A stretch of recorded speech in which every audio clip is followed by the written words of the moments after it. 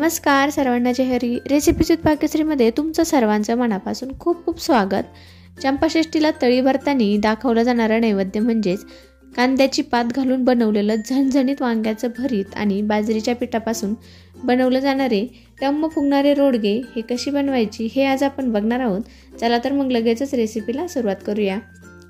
भरीत बनवण्यासाठी मी इथे थोडीशी मोठ्या आकाराची 5 वांगी घेतली आहे. आता या वांग्याला सगळीकडून व्यवस्थित तेल लावून घ्यायचे. या पद्धतीने ब्रशने किंवा हाताने वांग्याला सगळीकडून तेल लावून घ्यायचे. वांग्याला असं तेल लावून घेतल्याने वांगे व्यवस्थित भाजले पण जातात आणि वांगे सोलताना त्याची साल पण पटकन निघते. सगळ्या वांग्यांना व्यवस्थित तेल लावून घेतले. आता वांगी भाजण्यासाठी गॅसवर एक जाळी ठेवायची आणि त्यावर मी सुरुवातीला 2 वांगे ठेवून ते वांगे भाजून घेणार आहे. हे वांगे एका बाजूने भाजले गेले की या पद्धतीने वांगे असे फिरवून घेत सगळीकडे व्यवस्थित भाजून घ्यायचे, म्हणजे मग वांगे सगळीकडून व्यवस्थित भाजले जातात. तर हे बघा, वांगे असे फिरवून घेत मी व्यवस्थित भाजून घेतलेत आणि वांगी सगळ्या बाजूने व्यवस्थित भाजली गेली. आता याच पद्धतीने मी राहिलेली सगळी वांगी भाजून घेते. तर मी ते राहिलेली सगळी वांगी भाजून घेतली आणि वांगी पूर्ण थंड पण झाली आहे. वांगी पूर्ण थंड झाल्यानंतर सुरुवातीला त्याचे असे देठ कापून घ्यायचे, म्हणजे मग वांग्याची साल काढायला सोपं जातं. तर मी ते सगळ्या वांग्याचे देठ काढून घेतलेत. आता वांग्याचा जो वरचा काळा भाग आहे, म्हणजेच वरची जी काळी साल आहे ती सगळी साल अशी काढून घ्यायची. सगळी वांगी व्यवस्थित भाजली गेलेली आहे आणि वांगी भाजताना तेल लावून भाजल्यामुळे याची सालही एकदम पटकन निघते. साल अजिबात वांग्याला चिकटत नाहीये. आता वांग असं पूर्ण फोडून घ्यायचे आणि त्यात अळी असेल किंवा काही खराब असेल तर ते व्यवस्थित चेक करून घ्यायचे आणि वांग खराब असेल तर ते काढून टाकायचे.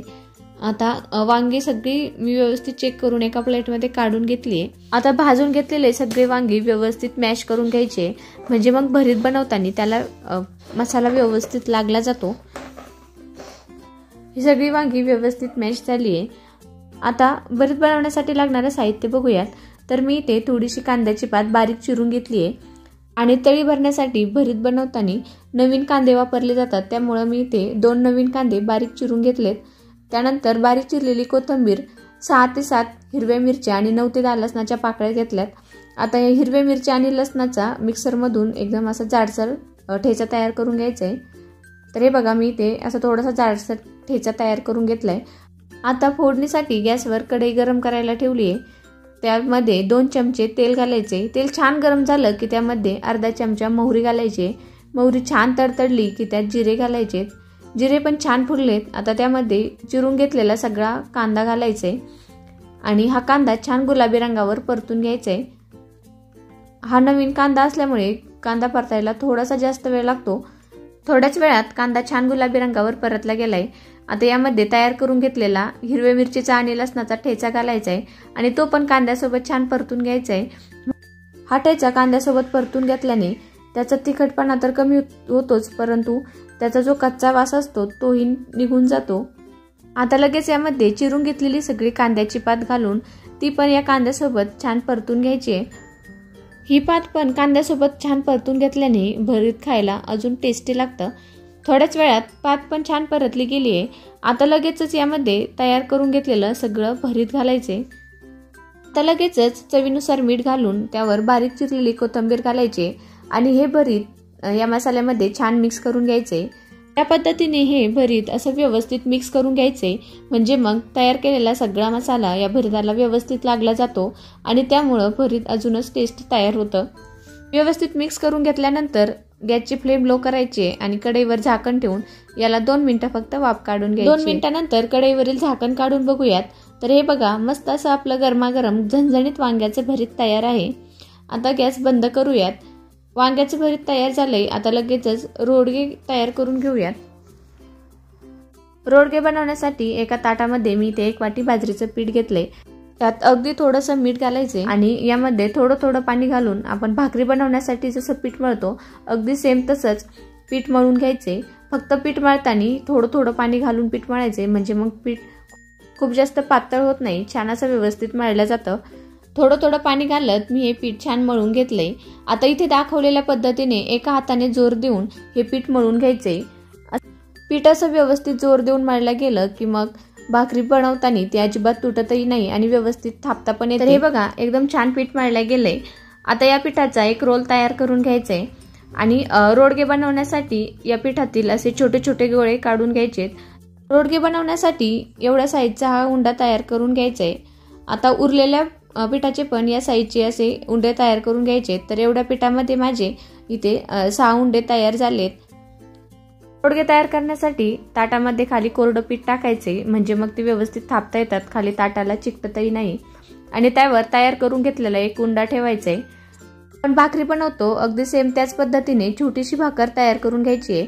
सुरुवातीला असं तळ हाताने थापून घ्यायचे आणि त्यानंतर जर ते हाताला चिकटत असेल तर थोडंसं कोरडं पीठ लावून त्यानंतर बोटाने असं गोल फिरवत छान अशी एकसारखी छोटीशी भाकर तयार करून घ्यायची आहे। इथे दाखवलेल्या पद्धतीने असं बोटाने गोल गोल फिरवत याचा छान असा हा रोडगा थापून घ्यायचा आहे। तर हे बघा एवढ्या जाडीचा हा ठेवायचा आहे, यापेक्षा खूप जास्त पातळही करायचा नाहीये। आता लगेचच हा भाजून घेऊयात। रोडगा भाजण्यासाठी तवा छान गरम करून घ्यायचा आहे आणि पिठाची बाजू वर करून या पद्धतीने तो तव्यावर टाकायचा आहे। रोडगा खालून थोडासा भाजला गेला की वरून सगळीकडे व्यवस्थित पाणी लावून घ्यायचे। पाणी लावलेली वरची बाजू थोडीशी सुकली गेली की मग उलटण्याने तो पलटवून घ्यायचा आहे आणि खालची बाजू पण छान भाजून घ्यायची आहे। तर उलटण्याने अशा थोड्याशा कडा दाबायच्या म्हणजे मग तो व्यवस्थित भाजला जातो। वेळानंतर खालची बाजू भाजली की नाही ते बघण्याकरिता त्याच्या कडा आधी थोड्याशा लूज करून घ्यायच्यात आणि त्यानंतर चेक करून बघायचे। तर हे बघा खालची बाजू पण छान भाजली गेली। आता रोडग्याची जी वरची बाजू होती ती या पद्धतीने तव्यावर ठेवायची आणि ती बाजू पण व्यवस्थित भाजून घ्यायची। तर हे बघा लगेचच हा रोडगा मस्त असा टम्म फुगायला सुरुवात झाली आहे। तर हे बघा हाताने असं थोडंसं गोल फिरवत आणि थोडंसं प्रेस करत रोडगा खालच्या बाजूने छान भाजून घ्यायचंय। तर बघा रोडगा खालच्या बाजूने पण छान भाजला गेलाय। सगळ्या पिठाचे रोडगे पण याच पद्धतीने बनवून घ्यायचे। मी ते उरलेल्या पिठाचे सगळे रोडगे बनवून घेतले। गरमागरम रोडगे आणि त्यावर बनवलेलं झणझणीत वांग्याचं भरीत याची टेस्ट अप्रतिम लागते। तुम्ही या चंपाषष्ठीला या पद्धतीने भरीत रोडग्याचा नैवेद्य नक्की बनवा आणि फक्त चंपाषष्ठीलाच न बनवता इतर वेळेसही तुम्ही हे वांग्याचं भरीत बनवू शकता, खूप छान लागतं। तुम्हाला जर आजची रेसिपी आवडली असेल तर व्हिडिओला लाईक करा, शेअर करा आणि अशा छान छान रेसिपी पाहायच्या असतील तर चॅनलला सबस्क्राईब केलेलं नसेल तर लगेचच चॅनलला सबस्क्राईब पण करा। चला तर मग पुन्हा भेटूया अशाच एका छानशा रेसिपी सोबत। तोपर्यंत धन्यवाद।